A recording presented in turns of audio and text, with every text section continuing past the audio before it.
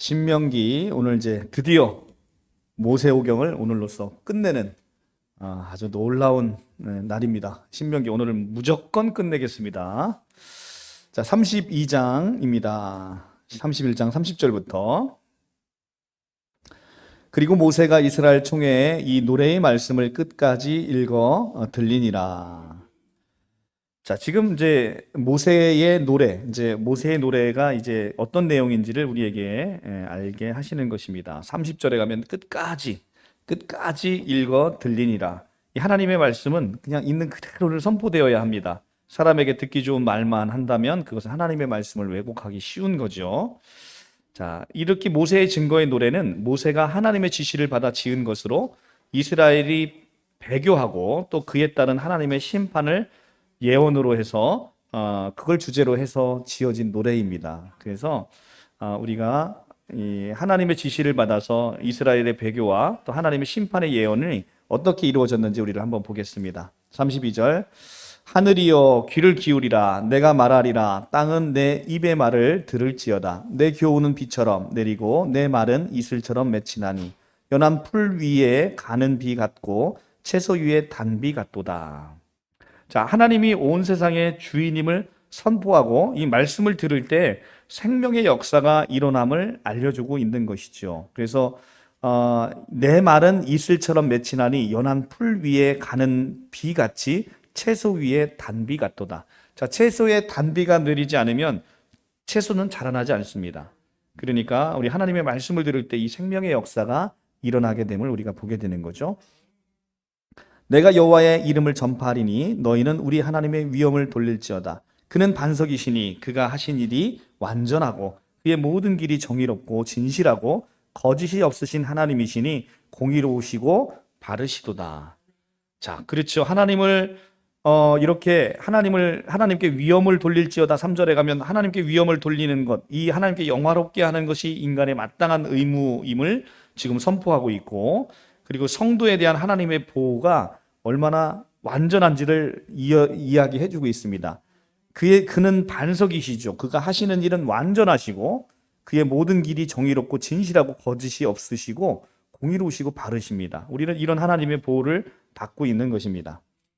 하나님은 거짓이 없으시죠. 그러니까 우리가 모략이라는 이름으로 거짓말을 해서 하나님께 영광을 돌릴 수 있다? 없다라는 것이죠. 우리는 그런 방식으로 하나님 영광 받지 않으신다는 것입니다. 자, 그리고 5절 그들이 여호와를 향하여 악을 행하니 하나님의 자녀가 아니요 흠이 있고 삐뚤어진 세대로다. 신명기 32장입니다. 구약 313쪽. 어리석고 지혜 없는 백성아 여호와께서 이같이 보답하느냐 그는 내 아버지시요 너를 지으신 이가 아니시냐 그가 너를 만드시고 너를 세우셨도다. 옛날을 기억하라 역대의 연대를 생각하라 내 아버지께 물으라 그가 내게 설명할 것이요 내 어른들에게 물으라 그들이 내게 말하리로다. 지극히 높으신 자가 민족들에게 기업을 주실 때 인종을 나누실 때 이스라엘 자손의 수요대로 백성들의 경계를 정하셨도다. 여호와의 분깃은 자기 백성이라 야곱은 그가 택한 기업이로다. 그렇습니다. 지금 역사의 인생길을 가르치는 교과서와 이 역사 자체가 인생의 길을 가르치는 교과서와 같아서 역사 속에서 우리가 교훈을 얻도록 이렇게 촉구하고 성도는 하나님의 경륜과 섭리에 의해서 우리가 하나님의 특별한 소유가 되고 하나님의 동행이 우리 성도들을 계속해서 성도들의 안전을 끊임없이 보장하고 여호와의 분깃은 자기 백성이라 라는 9절의 말씀은 여호와의 분깃은 자기 백성이다. 이 여호와의 분깃이 자기 백성이라는 말은 얼마나 감사한 말인지 알 수가 없습니다. 여호와께서는 우리를 통해서 행복해 하시고 우리를 통해서 기쁨을 누리시는 분이십니다. 그분은 위대한 왕이신데 참 보잘것없는 우리의 인생길을 통해서 영광 받으시기를 기뻐하시는 바로 그런 하나님이시죠. 그러니까 우리의 이 말구유보다도 더 더러운 우리의 육체 가운데 오시기를 주저하지 아니하시고 우리 안에 거하시는 이 하나님을 찬송하지 않을 수가 없는 거죠. 여호와께서 그를 황무지에서 짐승이 부르짖는 광야에서 만나시고 호위하시며 보호하시며 자기의 눈동자 같이 지키셨도다. 자, 이 하나님의 동행으로 성도의 안전은 이렇게 여호와의 호위하심으로 보호하심으로 자기 눈동자처럼 이렇게 지키신다는 것이죠. 자, 자기의 눈동자처럼 지키신다. 우리가 이제 어떤 위험이 딱 올 때 우리가 이게 눈에 뭐가 들어오려면 눈이 자동적으로 반사돼서 눈을 감게 되잖아요. 이제 우리가 이제 이 눈에는 눈꺼풀도 있고 이 눈썹도 있고 우리 눈을 보호하는 여러 가지 장치가 있는데 이 우리를 자기의 눈동자처럼 지키신다. 사실 눈동자는 인체 중에서도 가장 귀한 곳이잖아요. 이 눈동자처럼 우리를 생각하시고 우리를 아주 하나님께서 철저하게 우리를 보호하신다라는 표현을 이렇게 시적인 표현으로 아주 멋지게 했습니다. 자기의 눈동자 같이 지키신다. 우리가 이제 많이 기도할 때도 쓰는 그런 표현이죠. 11절. 마치 독수리가 자기의 보금자리를 어지럽게 하며 자기의 새끼 위에 너풀거리며 그의 날개를 펴서 새끼를 받으며 그의 날개 위에 그것을 엎는 것 같이 여호와께서 홀로 그를 인도하셨고 그와 함께 한 다른 신이 없었도다. 자, 그렇습니다. 지금 12절에 보면 구원은 오직 하나님께만 있다라는 것을 이야기해주며 독수리가 지금 독수리 새끼를 어떻게 연단시키는지를 지금 보는 거예요. 보금자리를 어지럽게 하고 자기 새끼 위를 너풀거리는 것은 이 독수리를 연단시키기 위한 방법이거든요. 마찬가지로 하나님은 오늘도 당신의 백성들을 연단시키십니다. 자신의 백성들을 연단시키시면서 이렇게 독수리가 마치 그 새끼를 연단시키는 방법으로 하나님께서는 우리를 연단시키시고 우리를 홀로 인도하시고 구원은 오직 하나님께만 있다는 것을 선포하고 있습니다. 그러니까 여호와께서 홀로 그를 인도하셨고 홀로 오직 여호와 홀로 인도하시는 것이지 다른 구원자가 우리에게 없습니다. 다른 신이 없듯이 다른 구원의 사람, 이 시대 구원자라고 하는 것들의 개념은 이 32장 12절에 의해서 모두 깨지는 이야기인 것이죠. 오직 하나님께서 홀로 인도하셨고 그와 함께한 다른 신이 없도다. 그러니까 하나님의 구원에 동역자가 있다 없다? 없다는 거예요. 오직 하나님만이 우리를 구원하시는 것입니다. 자, 그러니까 하나님의 이게 대신 구원자가 나타났다라고 하는 것도 다 거짓입니다. 자, 15절 보겠습니다. 그런데 여수run이 기름짐에 발로 찼도다. 내가 살찌고 비대하고 윤택함에 자기를 지으신 하나님을 버리고 자기를 구원하신 반석을 없인 여겼도다. 자, 이스라엘 백성들이 가나안에 들어와서 이렇게 할 거라는 거예요. 그리고 지금까지도 이렇게 해왔고 그들이 다른 신으로 그의 질투를 일으키며 가증한 것으로 그의 진노를 격발하였도다. 그렇죠. 하나님께서도 철저히 질투하시는 하나님이십니다. 다른 신을 섬길 때 용서하지 아니하시고 자신의 질투로 말미암아 그들에게 진노를 하시는 것이죠. 그래서 그들은 하나님께 제사하지 아니하고 귀신에게 하였으니 곧 그들이 알지 못하던 신들 근래 들어온 새로운 신들 너희의 조상들이 두려워하지 아니하던 것들이로다. 바로 그런 신들에게 제사를 하는 것 하나님이 가장 싫어하는 것이죠. 우상숭배입니다. 너를 낳는 반석을 내가 상관하지 아니하고 너를 내신 하나님을 내가 잊었도다. 그러므로 여호와께서 보시고 미워하셨으니 그 자녀가 그를 경노하게 한 까닭이로다. 그렇죠. 우상숭배는 하나님이 철저하게 경노하는 그런 것입니다. 그가 말씀하시기를 내가 내 얼굴을 그들에게서 숨겨 그들의 종말이 어떠함을 보이리니 그들은 심히 패역한 세대요 진실이 없는 자녀이미로다. 그들이 하나님이 아닌 것으로 내 질투를 일으키며 허무한 것으로 내 진노를 일으켰으니 나도 백성이 아닌 자로 그들에게 시기가 나게 하며 어리석은 민족으로 그들의 분노를 일으키리로다. 자, 이 21절은 굉장히 이제 좀 심오한 얘기예요. 하나님 아닌 것으로 내 질투를 일으켰다라고 이야기하시면서 그런 방법으로 나도 21절에 가면 나도 백성이 아닌 자로 그들에게 시기 나게 하며 어리석은 민족으로 그들의 분노를 일으키리로다. 이 말씀은 결국은 예수 그리스도로 말미암아 온전히 성취하셨잖아요. 그게 결국은 유대인들이 배척한 바로 이 예수, 유대인들이 버린 돌로 바로 이방인이 구원을 얻게 되는 놀라운 역사가 일어나는 것이죠. 그리고 이 이방인들의 구원받음으로 말미암아 유대인들이 질투나게 함으로써 결국 유대인도 나중에는 다 돌아오게 하겠다라는 로마서의 말씀이 사도 바울의 말씀이 생각나게 되는 이 대목이죠. 그러니까 이 말씀은 결국은 사도 바울의 로마서의 말씀처럼 이렇게 언젠가는 이 백성 유대인들조차도 구원하신다는 하나님의 놀라운 계획이 이 안에 숨어 있는 것입니다. 자, 21절은 그래서 굉장히 중요한 의미가 있는 것이고요.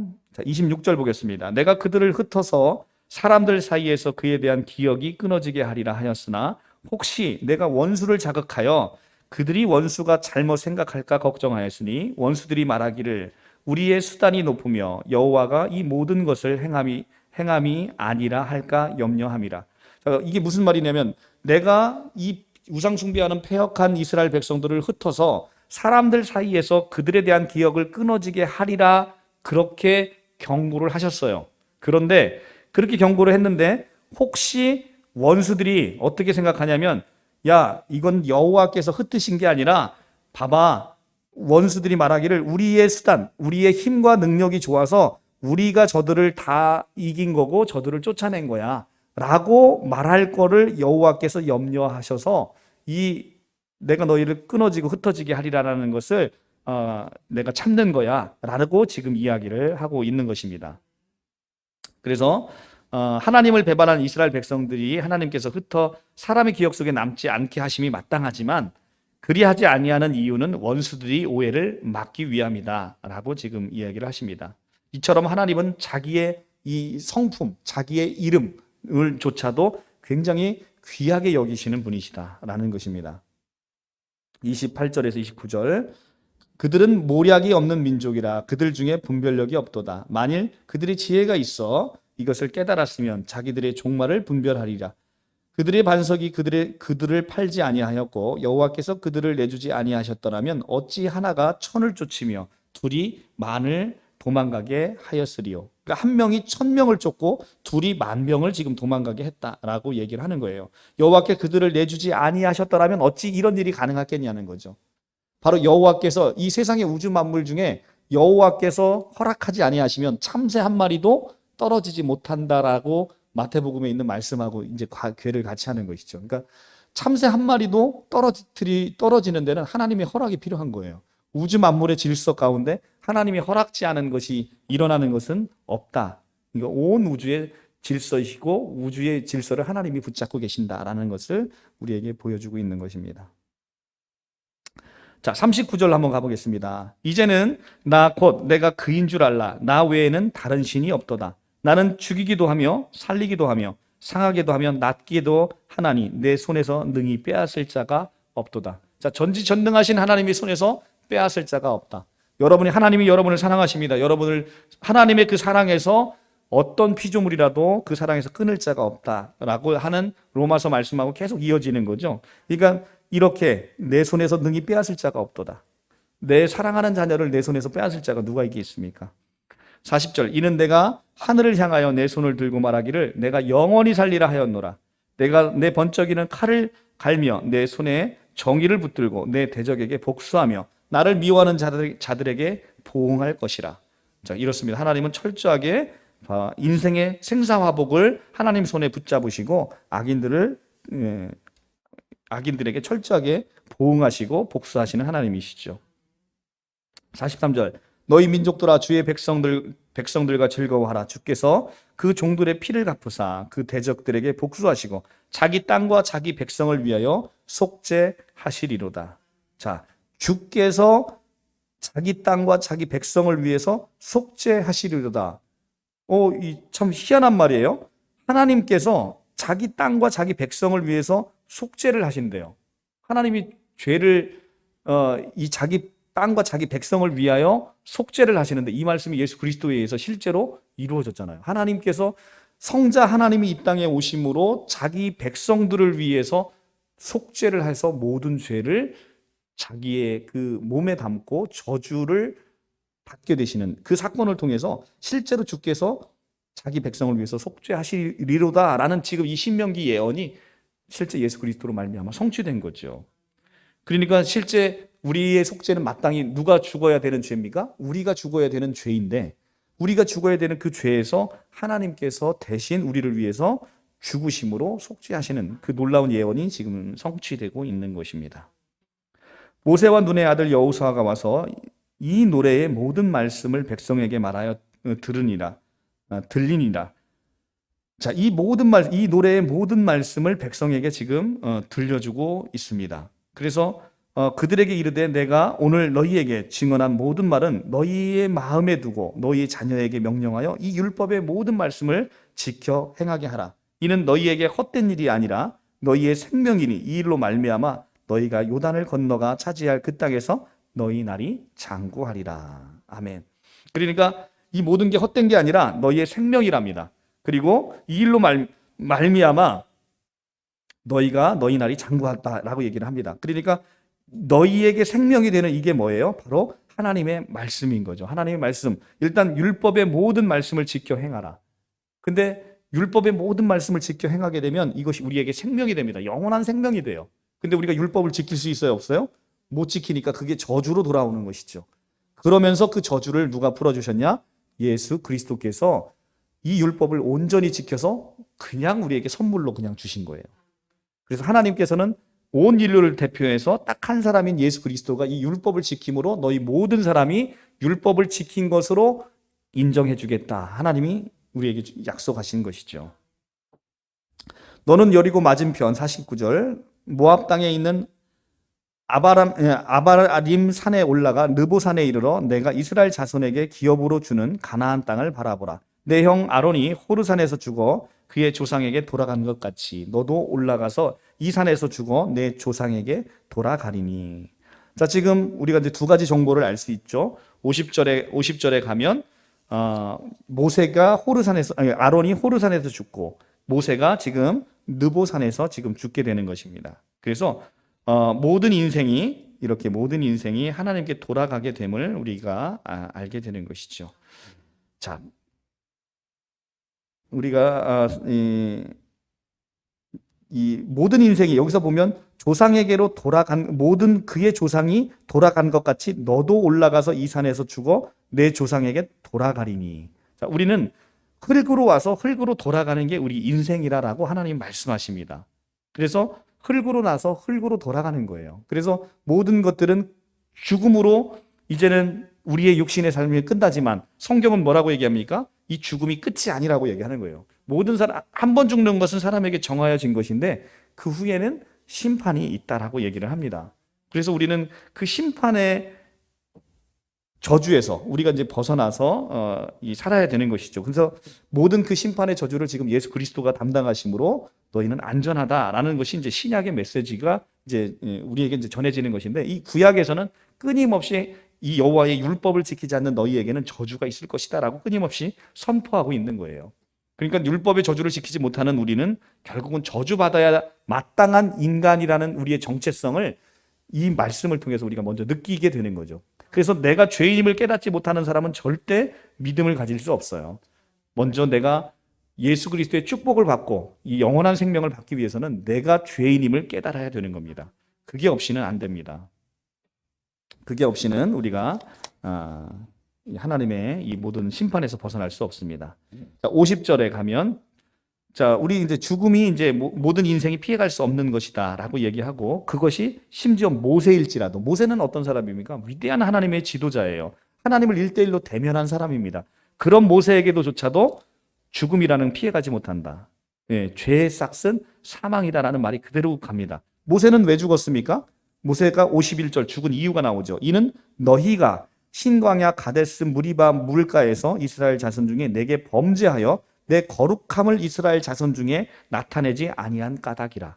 그렇죠. 모세에게 이제는 이 반석을 치지 말고 반석에게 명하여 물을 내라라고 이렇게 말씀하셨는데 모세가 그 말을 어기고 이 반석을 2번 쳤어요.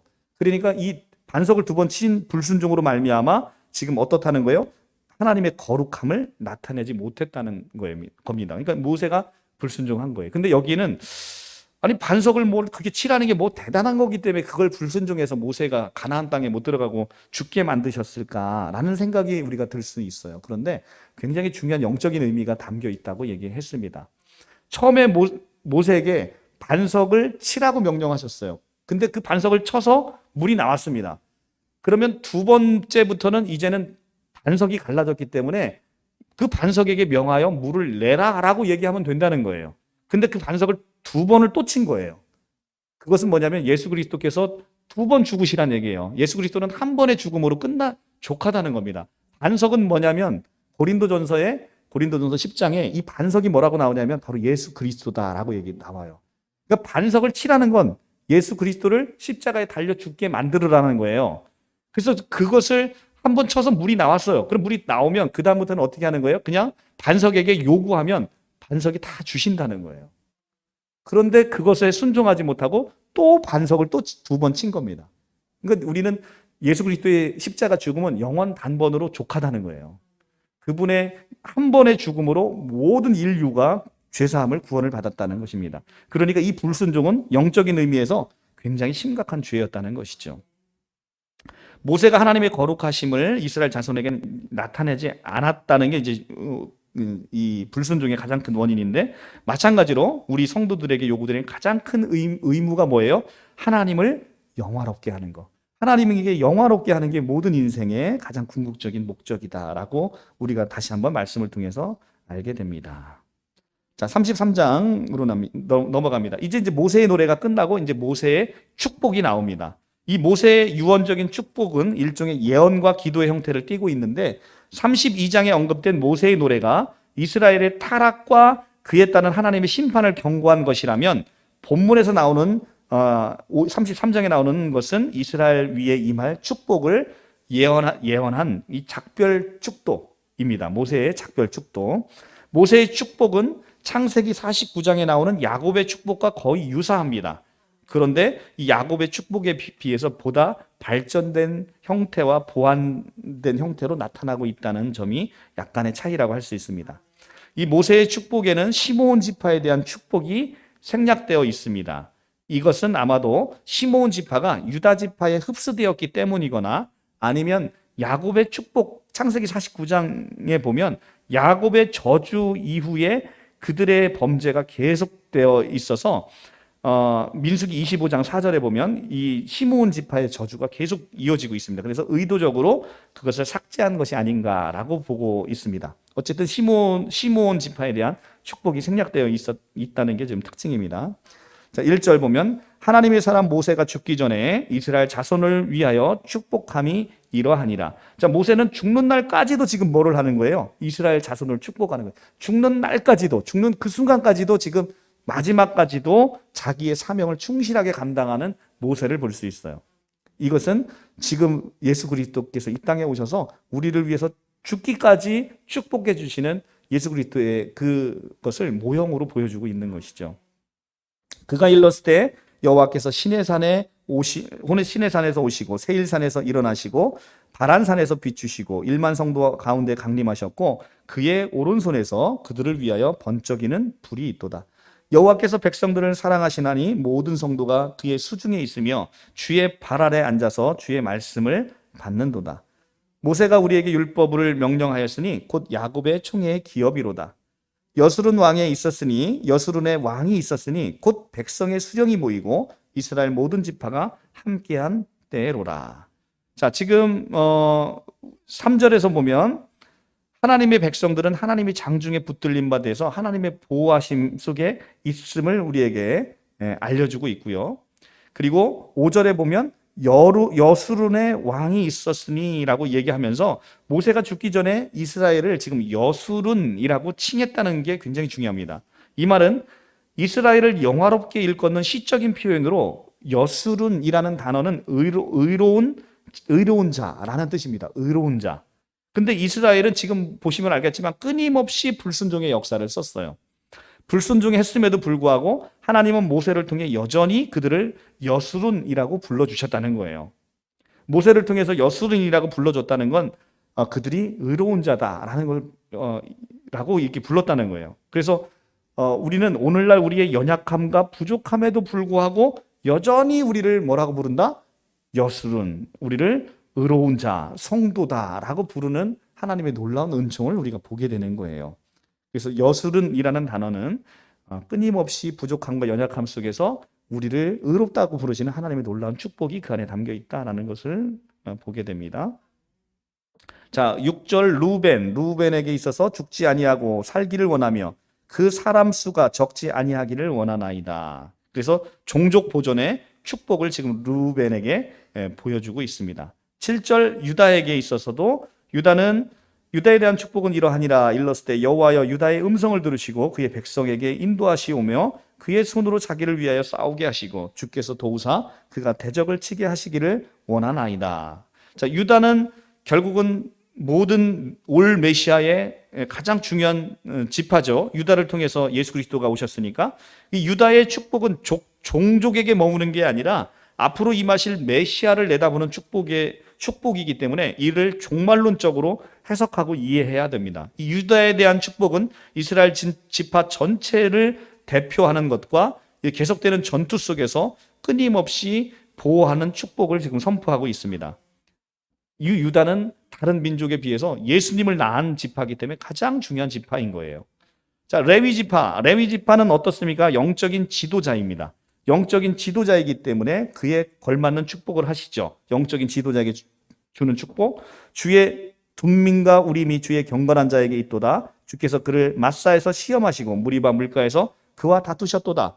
그는 그의 부모에게 대하여 이르기를 내가 그를 보지 못하였다 하며 그 형제들을 인정하지 아니하며 그의 자녀들을 알지 아니한 것은 주의 말씀을 준행하고 주의 언약을 지킴으로 말미암음이로다. 자, 이게 무슨 소리인가? 굉장히 어려워요, 말이. 그런데 이거는 우리가 이제 금송아지 숭배 사건 당시에 레위 지파가, 그러니까 이 모세가 우리가 시내산에 가서 모세 율법을 받아올 때 밑에서는 어떤 일이 벌어졌어요? 금송아지 사건 일이 벌어졌잖아요. 그리고 나서 하나님이 진노하셨어요. 진노하시고 나서 그 가담자 3,000명을 다 죽여버립니다. 그렇죠? 그것도 모세 전체를 다 죽이려고 한 걸 모세의 중보기도로 말미암아 3,000명이 죽이시는 것으로 끝나는 사건이 있었는데 그때 바로 하나님의 뜻을 수행하기 위해서 가담했던 이 우상숭배 가담했던 자를 척결한 지파가 바로 레위 지파입니다. 이 레위 지파는 레위 자손들이 하나님의 말씀을 준행하기 위해서 그 당시에 부모, 형제, 자녀라 할지라도 우상숭배에 참여했던 자들은 다 처단했다는 거예요. 지금 그래서 그 얘기를 하고 있는 겁니다. 그냥 읽으면 이게 좀 잘 이해가 안 가죠. 그러니까 이처럼 하나님의 일을 수행하는 자로서 철저하게 자기 어떤 혈육에 얽매이지 않고 철저하게 자기 부인을 하면서 하나님의 일을 감당했다는 것입니다. 이처럼 아무든지 나를 따라오려거든 자기를 부인하고 자기 십자가를 지고 나를 따를 것이다 라는 말씀이 우리가 생각나게 되는 대목이 아닐 수가 없습니다. 자, 12절에 가면 베냐민에 대한 축복이 있어요. 베냐민에 대해서는 여호와의 사랑을 입은 자는 그 곁에 완전히 안전하게 살리로다. 여호와께서 그를 날이 마치도록 보호하시고 그를 자기 어깨 사이에 있게 하시리로다 하면서 각별한 애정과 안전한 보호의 축복을 선포하십니다. 자, 우리는 야곱의 12지파에 각각에 있어서 이 지파는 이런 축복, 이 지파는 이런 축복, 이 지파는 이런 축복이 있는데 무엇이 더 좋으냐를 살필 게 아니라 이 모든 축복이 지금 우리에게 주어지는 항목 하나하나로 다 누려져야 되는 거예요. 그러니까 우리는 루벤입니다. 그리고 우리는 유다입니다. 우리는 레위예요. 우리는 지금 베냐민이에요. 그리고 요셉입니다. 이 모든 지파에게 주어지는 축복은 그 항목 하나하나로 다 우리에게 주시는 축복이라는 거예요. 그래서 베냐민에게 각별한 애정과 안전을 보호하는 축복을 주시는데 내가 베냐민입니다. 내가 베냐민으로서 우리에게 주시는 축복이에요. 그리고 내가 요셉입니다. 13절에 요셉에게 지금 물질의 축복과 번영을 선포하고 있습니다. 원하건대 그의 땅이 여호와께 복을 받아 하늘의 보물인 이슬과 땅 아래에 저장한 물과 태양에 결실하게 하는 선물과 태음이 자라게 하는 선물과 이런 선물을 다 그에게 임할지로다 라고 하면서 요셉에게 물질의 축복과 번영을 선포하는데 이 모든 것이 요셉으로서 나에게 주시는 축복이다. 우리 모두에게 주시는 축복이다 라고 이렇게 성경을 보시는 거예요. 그 다음에 스불론과 이사갈에 대해서 진취적인 무역업과 풍요로운 정착 생활을 축복을 하고 있습니다. 우리는 스불론과 이사갈로서 이렇게 축복을 받는 것이죠. 자, 갓지파에게도 광대한 영토의 축복을 20장에서 21장으로 갓지파에 20장부터 갓지파에게는 광대한 영토의 축복을 선포하십니다. 그리고 22절에 단지파에게 계약과 용맹의 축복을 선포하십니다. 그리고 23절에 납달리에게 풍요로운 서방과 남방에서의 풍요로운 축복을 선포합니다. 자, 은혜가 풍성하고 여호와의 복이 가득한 납달리여 너는 서쪽과 남쪽을 차지할지로다. 자, 이것이 우리에게 이 납달리로서 우리에게 주시는 축복의 메시지입니다. 자, 이렇게 우리에게 축복을 주시고 24, 25절 아셀 지파로서 우리에게 후손의 축복과 기름진 옥토에 대한 번영 그리고 태평성대의 축복을 우리에게 선포하십니다. 그래서 아셀은 아들들 중에서 더 복을 받으며 그의 형제에게 기쁨이 되며 그의 발이 기름에 잠길지로다. 내 문 빗장은 철과 노시 될 것이니 내가 사는 날을 따라서 능력이 있으리로다. 여수르니여 하나님과 같은 이가 없도다. 그가 너를 도우시려고 하늘을 타고 공창에서 위엄을 나타내시는도다. 영원하신 하나님이 내 처소가 되시리니 그의 영원한 팔이 내 아래에 있도다. 그가 내 앞에서 대적을 쫓으시며 멸하리로다 하시도다. 자, 이렇게 모든 축복이 우리에게 주어지고 있는 것입니다. 자, 근데 여기 이제 하나 보시면 우리가 개역 한글 성경 혹시 신천지에 계시던 분들 갖고 계시는 분들은 개역 한글 성경에서 아셀은 다자한 복을 받으며라고 번역이 되어 있는데 이건 잘못된 번역입니다. 원어 성경을 보게 되면 아들 중에서 더 많은 복을 받으며로 이렇게 되어 있고 개역 개정 성경은 그래서 이 다자한 복을 받으며로 번역된 걸 아들들 중에서 더 많은 복을 받으며로 이렇게 번역을 해놓은 것입니다. 제대로 이제 번역을 해놓은 것이죠. 자, 26절에서 29절에 가면 이제 여술은 곧 이스라엘 민족 전체를 향하신 하나님의 은혜를 찬양하고 이스라엘 전체의 행복을 노래하는 결론으로 신명기가 끝이 납니다. 같이 보겠습니다. 자, 여수르니여 하나님 같은 이가 없도다. 그가 너를 도우시려고 하늘 타고 공창에서 위엄을 나타내시는도다. 영원하신 하나님이 내 처소가 되시니 그의 영원하신 팔이 내 아래에 있도다. 자, 그렇죠. 영원하신 하나님이 우리와 함께 하신다는 겁니다. 이스라엘이 안전히 거하며 야곱의 샘은 곡식과 새 포도주의 땅에 홀로 있나니 곧 그의 하늘이 이슬을 내리는 곳에로다. 이스라엘이여 너는 행복한 사람이로다. 자, 여러분들 행복하십니까? 이스라엘은 바로 여러분들을 얘기하는 것이죠. 영적인 이스라엘이시지 않습니까? 영적 이스라엘이시기 때문에 이스라엘이여 너는 행복한 사람이로다. 여호와의 구원이 너같이 얻은 백성이 누구냐? 그는 너를 돕는 방패시요 내 영광의 칼이시로다. 내 대적이 내게 복종하리니 내가 그곳에 높은 곳을 밟으리로다. 아멘. 자, 그렇습니다. 여호와의 구원이 너같이 얻는 자가 누가 있느냐? 너를 돕는 방패시고 내 영광의 칼이 바로 여호와시다. 근데 그분으로 말미암아 내 대적이 내게 복종하고 내가 그들의 높은 곳을 밟으리로다 해서 그들을 밟게 되는 것이죠.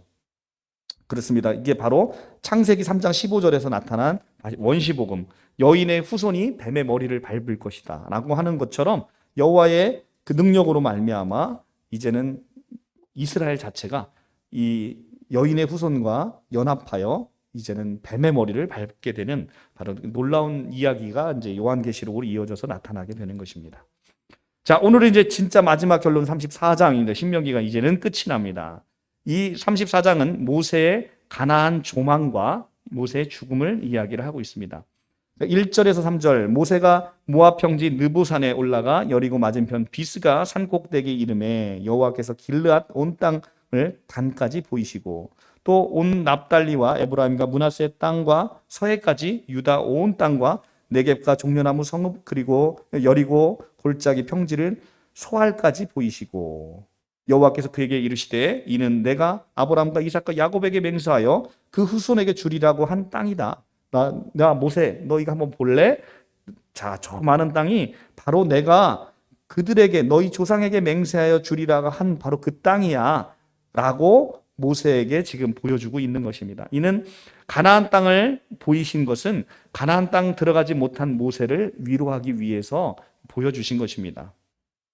혹자는 하나님의 이 말씀을 잘못해서 들어가지도 못하는데 보여줘갖고 이제 모세를 열받게 하기 위해서 보여줬다 이렇게 성경을 해석하실 수도 있는데 성경은 그렇게 보는 게 아닙니다. 이게 이 가나안 땅에 들어가지 못하는 그 종 모세를 이렇게 위로하시기 위해서 너희 조상들이 그러니까 모세를 이해하지 못하는 거예요. 모세는 지금까지 뭐라고 그랬어요? 지금 이 신명기가 뭡니까? 모세가 지금 가나안 땅을 이제 막 정복해서 들어가기 위한 출애굽 2세대에게 유언으로 남긴 모세 설교 3편이잖아요. 얼마나 이 안에 그 후손들을 위한 구구절절한 이 아비의 마음이 이 안에 담겨 있습니까? 그죠? 그런 모세에게 이 땅을 보여주는 것은 너의 후손들이 들어가서 살게 될 땅이 바로 이렇게 아름다운 땅이야. 이걸 보여주는 거잖아요. 자식 잘 되는 걸 갖고서 시기 질투하는 부모가 어디 있습니까, 세상에. 그러니까 성경을 그렇게 해석하면 무식한 거죠. 자, 모세는 가나안에 들어가고 싶었어요. 그런데 결국은 불순종해서 들어가지 못하잖아요. 자, 이는 모든 인간의 연약함으로 인해서 율법으로는 가나안에 들어갈 수 없음을 보여주는 거예요. 모세가 가나안에 들어가지 못하는 이유는 뭡니까? 바로 율법이 모세에게 와서 왔기 때문에 너희 노력으로는 이 가나안에 들어갈 수 없는 거야. 가나안 땅은 바로 여호수아가 대장이 돼서, 여호수아가 누구예요? 바로 예수입니다. 여호수아의 이름과 예수의 이름은 같은 이름이에요. 오실 예수를 예표하는 거죠. 여호수아가 대장 돼서 들어가는 곳, 바로 거기가 어디입니까? 바로 가나안인 것이죠. 그래서 율법으로 우리가 나의 노력과 힘으로 들어갈 수 있는 곳이 아니다. 그 가나안은 하나님의 은혜로 들어가는 것이죠. 그것을 우리에게 보여주고 있습니다. 5절, 이에 여호와의 종 모세가 여호와의 말씀대로 모압 땅에서 죽어 벳부올 맞은편 모압 땅에 있는 골짜기에 장사되었나니 오늘까지도 그의 묻힌 곳을 아는 자가 없느니라. 자, 인생이 가는 궁극적인 길은 모두에게 동일합니다. 바로 죽음을 향해 달려가는 것이죠.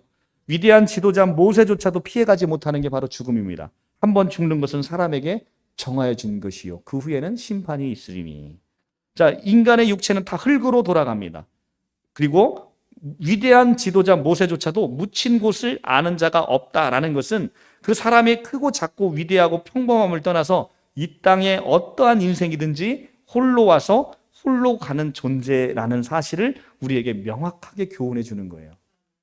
어떤 인생이라도 위대한 지도자인 것처럼 보여도 그 인생이 하나님 앞에는 한낱 아무런 의미가 없는 아주 불쌍한 인생인 거예요. 그러니까 예수 없이 그냥 사라지는 인생은 너무 불쌍한 인생인 것이죠. 어떠한 인생이든 우리는 이 풀의 꽃과 같이 이렇게 마르게 되는 겁니다. 모든 인생은 바로 이렇게 홀로 와서 홀로 가는 모세일지라도 무덤조차 찾을 수 없는 존재로 이렇게 아무리 이 땅에서 위대한 지도자라 하더라도 홀로 와서 홀로 가는, 그래서 하나님 앞에 벌거벗은 채 홀로 서는 인생이라는 거예요. 거기서 바로 예수 그리스도의 보혈이 발라지는 자는 너는 이제는 영생의 길로 가는 것이고 예수 그리스도의 보혈이 발라지지 않은 자는 영벌에 처해지는 것이죠. 자, 우리 모든 인간은 죽음에 대한 두려움이 있어요. 그 죽음에 대한 두려움은 뭡니까? 사랑하는 자들과의 이별, 또 죽음 이후의 심판에 대한 두려움이죠. 그런데 이 죽음에 대한 심판에 대한 두려움을 우리가 해결하는 길은 무엇입니까? 바로 예수 그리스도의 보혈이 발라지는 거예요. 보혈이 발라지면 하나님의 눈에는 우리 안에 있는 죄가 보인다? 보이지 않는다? 보이지 않게 되는 것이죠. 모세가 죽을 때 나이가 120세였으나 그의 눈이 흐리지 아니하였고 기력이 쇠하지 아니하였다. 자, 성도는 이렇게 모세처럼 쇠하지 않는 영적인 능력을 소유하게 될 것입니다. 우리가 죽는 날까지 아마도 저도 이렇게 막 하나님의 말씀을 전하다가 모세처럼 어느 날 갑자기 그냥 하나님의 부르심을 받고 끝까지 일하다가 순교해서 죽는 거. 이 모든 믿는 사람들의 로망 아니겠습니까? 모든 이들이 정말로 이렇게 마지막까지 하나님의 말씀을 전하다가 이렇게 순교할 수 있는 것, 그것이 주님이 주시는 영광이지요. 이스라엘 자손이 모압 평지에서 모세를 위하여 애곡하는 기간이 끝나도록 모세를 위하여 30일을 애곡하리니. 보통 애도 기간은 7일입니다. 그런데 긴 30일이나 지금 모세를 위해서 백성들이 애도했다는 것은 모세에 대한 백성들의 존경심이 얼마나 컸고 위대한 지도자였는지를 알게 되는 거예요. 그러니까 이 위대한 지도자를 모세가 가나안 땅에 못 들어갔다라고 해서 지옥 같다 이렇게 생각하시고 가르치는 이단들이 있어요. 이건 아주 성경을 몰라도 너무 무식하게 모르는 것이죠. 그래서 모세가 가나안 땅에 들어가지, 일단 우리는 홍해에서 출애굽을 하는 순간 하나님의 자녀로서 이미 옮겨진 거예요. 모래 출애굽으로 왜 홍해를 건너게 하셨습니까? 다시는 돌아가지 못하도록. 다시는 그 땅으로 돌아가지 못하도록 하나님께서 강권적으로 옮기신 것이죠. 10절, 그 후에 이스라엘에게 모세와 같은 선지자가 일어나지 못하였나니 모세는 여호와께서 대면하여 아시던 자요. 자, 모세는 직접 하나님과 대면한 위대한 지도자였습니다. 그런데 이 모세와 같은 선지자가 일어나지 못했답니다. 그 이후에는. 그러니까 얼마나 모세가 위대한 선지자인지를 지금 알게 되는 거죠. 이게 제가 이 31장 24절 이후로는 이게 모세가 쓴 게 아니라고 제가 말씀을 드렸어요. 여호수아에 의해서 아마도 모세를 추모하면서 쓰여진 것이다 라고 제가 신학자들이 이야기한다고 얘기했는데, 바로 지금 이것은 모세를 추모하면서 여호수아가 쓴 것으로 보여지는 것입니다. 여호와께서 그를 애굽 땅에 보내사 바로와 그의 모든 신하와 그의 온 땅에 모든 이적과 기사와 모든 큰 권능과 위엄을 행하게 하심에 온 이스라엘의 목전에서 그것을 행한 자이더라. 여호수아의 추모사에 모세를 향한 존경심과 추모의 깊은 의미가 담겨 있죠. 그리고 그 모세는 바로 애굽 땅에서 바로에게, 그리고 바로의 신하, 그리고 이 온 땅에서 10가지 기적, 하나님을 모세를 통해서 10가지 기적을 베풀어서 자기 사랑하는 이스라엘 백성들을 그 애굽에서 건져낸 위대한 지도자인 것이죠. 바로 하나님이 보내신 자 성자 예수님이 그 세상에서 우리를 건져내실 때 이렇게 모세와 같이 엄청난 기적을 통해서 사실은 건져내신 거죠. 근데 그 기적이라는 게 인간의 눈에서 보이는 그런 기적이 아니고 바로 자신의 죽으심을 통해서, 하나님의 죽으심을 통해서 이루어내시는 놀라운 구원의 은총이 이 안에 담겨 있는 것입니다. 그래서 우리 이제 많은 사람들은 이 메시아다라고 하니까 로마 군병을 그냥 모세처럼 나타나서 다 전멸시켜버리고 하나님의 놀라운 기적을 행해서 로마 군인들을 다 물리치기를 원했는데, 하나님의 방법은 그 방법이 아니었다는 거예요. 세상을 마귀를 정복하고 자신의 백성을 부르시는 방법은 그것이 아니라 죽음이라는 거예요. 그러니까 죽음을 통해서, 예수 그리스도의 죽음을 통해서, 왜냐하면 너의 죄값을 해결하는 길은 죽음 외에는 다른 방법이 없어요. 너희가 선악과를 먹는 날에는 너희가 정령 죽으리라 라는 창세기 2장 17절을 온전하게 이루시기 위해서는, 하나님이 내뱉은 말이니까 하나님 지키셔야 되잖아요. 그 말을 지키시기 위해서는 누군가가 죽어야 돼요. 사람이 죽어야 된다고. 사람이 죽어야 되는데, 사람이 죽을 때 바로 그 사람을, 나를 대신해서 죽을 수 있는 유일한 분은 하나님이신 그분이, 말씀이 육신이 되어 사람으로 오셔서 바로 그분이 죽을 때 태초로부터 마지막 말세 때까지 태어난 모든 구원받는 성도들을 다 담을 수 있기 때문에 참 하나님이 사람이 되셔야 되는 이유가 바로 거기에 있는 것입니다. 자, 우리는 이렇게 해서 신명기 말씀을 다 봤습니다. 이제 제가 이렇게 말씀을 전할 때 늘 이렇게 이제 새 언약의 복음의 기쁜 소식을 전해 듣잖아요. 그러니까 기쁜 소식도 매일 들으니까 별로 안 기쁜 것 같아요. 근데 막 이제 이 새 언약의 복음의 메시지를요, 진짜로 이렇게 그 목회자 세미나에 가서 하거나 아니면 다른 교회 가서 하잖아요. 정말 막 눈이 반짝반짝 하시고 목사님들이 막 이게 그냥 들썩들썩 하는 게 보여요. 그 현장에서.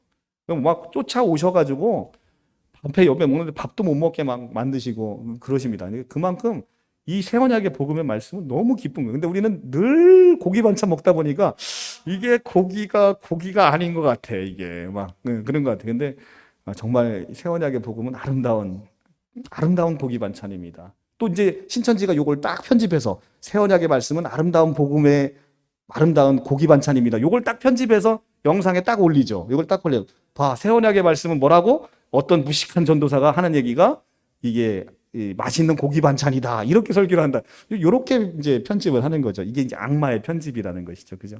근데 어찌됐든 이렇게 우리가 신명기의 말씀을 통해서 하나님이 어떤 신분인지, 그죠? 그리고 우리가 가나안 땅에 들어가기 전에 모세가 자기 백성을 얼마나 사랑하는지 구구절절히 지금 보이잖아요. 그죠?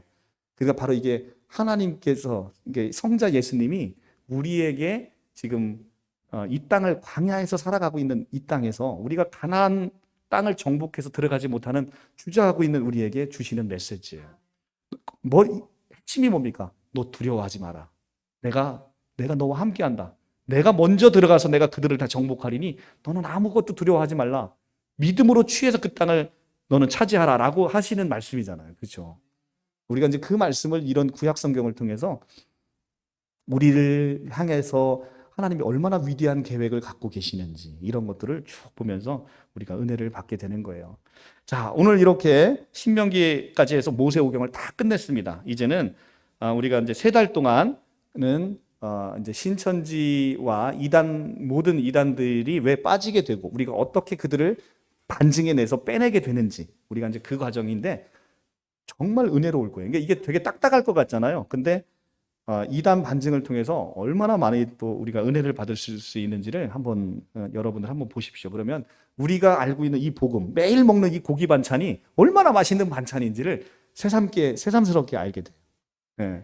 그동안 이제 우리가 이제 신천지에서 먹었던 것이 우리는 고기 반찬이라고 생각하는데 그게 얼마나 이게 허접하고 이 폐기물 같은 것이고 우리의 이 복음이 얼마나 위대한지를 다시 한번 우리가 볼 수 있는 귀한 시간입니다. 그래서 많은 분들이 참여해서 우리가 그 일을 위해서 기도로 준비해 주셨으면 좋겠습니다. 기도하겠습니다.